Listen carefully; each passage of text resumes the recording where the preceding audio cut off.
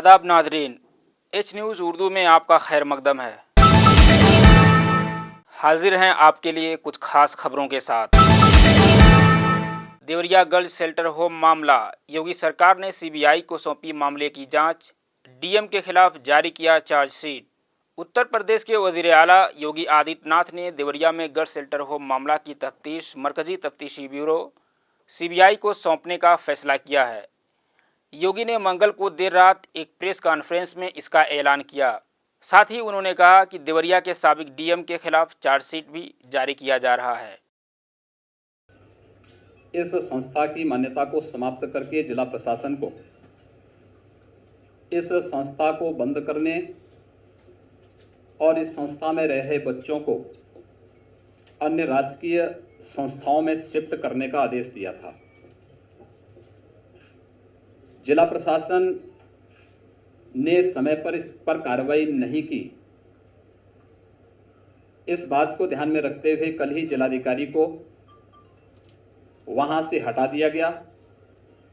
आज रिपोर्ट आने पर उनको चार्जशीट भी जारी किया जा रहा है।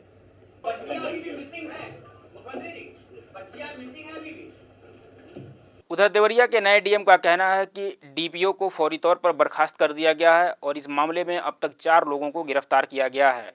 उन्होंने मजीद कहा कि जांच के बाद इस मामले में जो भी मुलजिम पाया जाएगा उसको बख्शा नहीं जाएगा। उस पर रिपोर्ट आ जाएगी। यहाँ की जो जिला प्रोबेशन अधिकारी हैं उनको शासन के द्वारा तत्काल प्रभाव से निलंबित कर दिया गया है। उसके अतिरिक्त जो मेडिकल परीक्षण कराया गया है, जैसे ही मैंने ज्वाइन किया सीएमओ को मैंने निर्देशित किया है कि तत्काल जो है यथाशीघ्र मेडिकल रिपोर्ट प्रोवाइड कराएं। पुलिस के द्वारा इसमें जो 4 दोषी हैं उनको गिरफ्तार कर लिया गया है और उनसे पूछताछ की जा रही है और अन्य दोषी जो हैं उनको भी जल्द से जल्द गिरफ्तार कर लिया जाएगा। सर, एफआईआर में कितने लोगों को नामजद किया गया है और उनमें कितने अरेस्ट हुए? नहीं, उसमें जैसे मैंने बताया कि 4 लोगों को गिरफ्तार कर लिया गया है। इससे और उनकी से पूछताछ के बाद और नामों के खुलासे होंगे और जो भी इसमें दोषी हैं उस सबके खिलाफ कठोरतम कार्रवाई की जाएगी। जिला प्रोबेशन अधिकारी जिनको तत्काल प्रभाव से निलंबित कर दिया गया है, ये उनकी त्रुटि रही है और उनसे और भी इन पहलुओं पर जाँच की जा रही है। जब मान्यता नहीं थी तो कैसे उनके द्वारा अगर तक कार्रवाई की जा रही है। करुणानिधि के आखिरी दीदार के लिए वज़ीर आज़म समेत मुल्क के सरकर्दा शख्सियात चेन्नई पहुंचे और पेश की खिराज अक़ीदत। वाज़ेह हो कि डीएमके सदर एम करुणानिधि का मंगल को तवील अलालत के बाद चेन्नई के कावेरी अस्पताल में इंतकाल हो गया। यूरिनरी ट्रैक्ट इन्फेक्शन से मुतासिर 94 साला एम करुणानिधि को कुछ दिन पहले ही अस्पताल में दाखिल कराया गया था। तमिलनाडु के साबिक वज़ीर आला और डीएमके सदर एम करुणानिधि का जसदे खाकी राजाजी हाल में रखा गया है, जहां उनके आखिरी दीदार के लिए लोगों की ज़बरदस्त भीड़ जमा है। आपको बता दें कि आखिरी दीदार के लिए वज़ीर आज़म नरेंद्र मोदी, राहुल गांधी, ममता बनर्जी, अरविंद केजरीवाल और दीगर सरकर्दा शख्सियात यके बाद दिगरे पहुंच रहे हैं और खिराज अक़ीदत पेश कर रहे हैं। 5 बार तमिलनाडु के वज़ीर आला और 12 बार असेंबली के रुकन रहे डीएमके सरबराह करुणानिधि दुनिया सियासत के कभी न हारने वाले शख्सियात में से एक थे। हिंदुस्तानी सियासत में करुणानिधि एक अलग ही शनाख्त रखते थे। उनके मद्दाह उन्हें क्लाइनार कहकर बुलाते थे, जिसका मतलब होता है तमिल आर्ट का माहिर। करुणानिधि ने पहली बार 1969 में वज़ीर आला का हल्फ लिया था। 1969 में डीएमके के बानी CN अन्नादुरई की मौत के बाद से करुणानिधि के हाथ में पार्टी की कमान थी। करुणानिधि को तिरुचिरापल्ली ज़िला के कलियाथलाई असेंबली से 1957 में तमिलनाडु असेंबली के लिए पहली बार मंतखब किया गया था। 1961 में वह डीएमके के खाजिन बने और 1962 में रियासती असेंबली में अपोजिशन के डिप्टी लीडर बने। 1967 में डीएमके जब इक़्तिदार में आई तब करुणानिधि अवामी उमूर के वज़ीर बने। वाज़ेह रहे कि मरकज़ी हुकूमत उनके तय ताज़ीरात का इजहार करते हुए एक दिन के कौमी शोक जबकि रियासत ने 1 हफ्ते के शोक का ऐलान किया है। साथ ही तमिलनाडु में 1 दिन के सरकारी तातील का भी ऐलान किया गया है। नीज़ कौमी परचम आधा झुका रहेगा। इस दौरान सभी सरकारी तकरीबात मुलतवी कर दी गई हैं।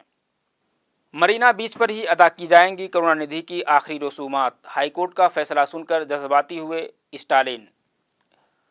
उधर मद्रास हाईकोर्ट ने यह साफ कर दिया है कि तमिलनाडु के साबिक सीएम और डीएमके के सरबराह एम करुणानिधि की आखिरी रसूमात चेन्नई के मशहूर मरीना बीच पर ही अदा की जाएंगी।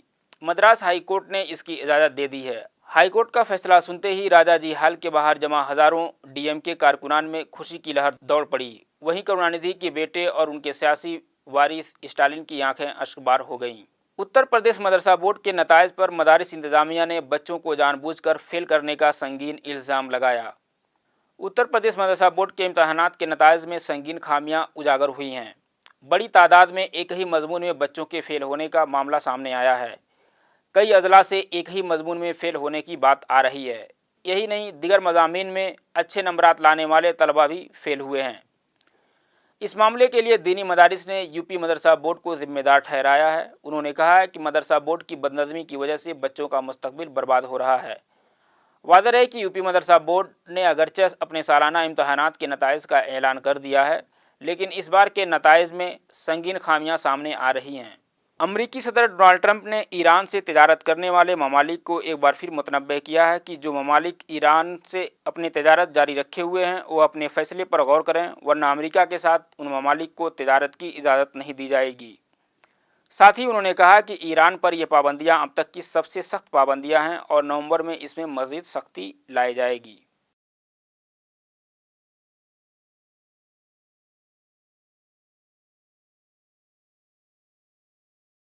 आज के खबरों में इतना ही। अल्लाह हाफिज़।